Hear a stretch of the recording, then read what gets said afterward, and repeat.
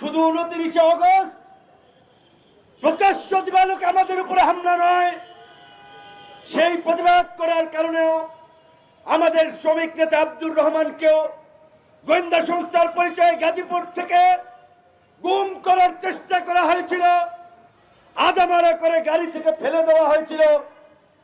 আইজিপিকে জানিয়েছি, স্বরাষ্ট্র উপদেষ্টাকে জানিয়েছিলাম, কোনো ব্যবস্থা নিতে দেখি নাই। তাই আমাদেরকে আজকে অত্যন্ত উদ্বেগ উৎকণ্ঠার সাথে বলতে হচ্ছে, আমাদের সাথে যা কিছু ঘটছে, আমাদের উপরে যা হচ্ছে, এইগুলো সরকারের মধ্য থেকে ইন্ধন দেওয়া হচ্ছে।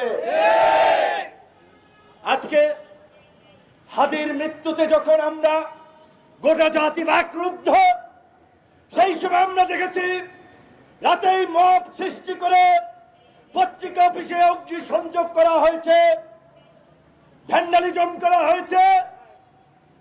সিনিয়র সাংবাদিক নুরুল কবিরের মতো ব্যক্তিত্ব শেখ হাসিনাও যার গায়ে হাত দেওয়ার দুঃসাহস দেখায় নাই। এই দুর্বৃত্তরা নুরুল কবিরকে হেনস্থা করেছে, আপনারা দেখেছেন। কেন করেছে?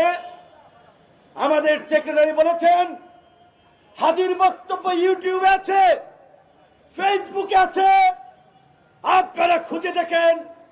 হাদি বলেছিল প্রত্যেকটা পত্রিকার একটা আইডিওলজি, একটা দৃষ্টিভঙ্গি আছে।